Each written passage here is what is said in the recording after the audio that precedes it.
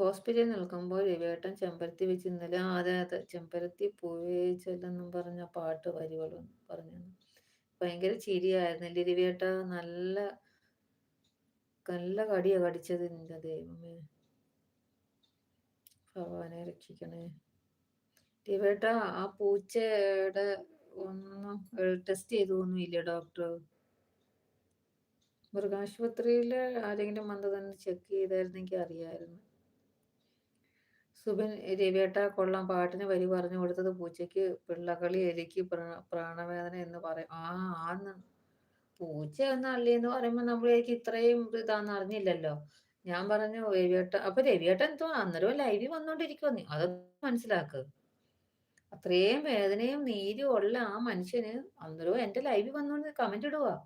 അപ്പൊ നമ്മൾ അത്രയും സീരിയസ് മനസ്സിലാക്കുന്നില്ലല്ലോ. പിന്നെ നമ്മൾ അന്നേരം ഇവിടെ പാട്ടിന്റെ മണ്ടയ്ക്ക് കയറി നിൽക്കുക. അപ്പൊ ഞാൻ പറഞ്ഞു, അപ്പോഴാ രവിയേട്ടൻ വന്നേ. രവിയേട്ടനോട് പറഞ്ഞു, രവിയേട്ടൻ എനിക്ക് പാട്ടിന് 2 വരി ഇടാൻ പറഞ്ഞു. ഞാൻ ഹോസ്പിറ്റലിലാന്ന് പറഞ്ഞു. ഞാൻ പറഞ്ഞു 2 വരി അങ്ങോട്ട് ഇടാൻ പറഞ്ഞു. പിന്നെ അല്ലേ പൂച്ച അള്ളിയ കാര്യവും പൂച്ച കടിച്ച കാര്യമൊക്കെ നമ്മളറിയും. പാട്ട് ഞാൻ പാടിക്കഴിഞ്ഞിട്ടാ വിവരം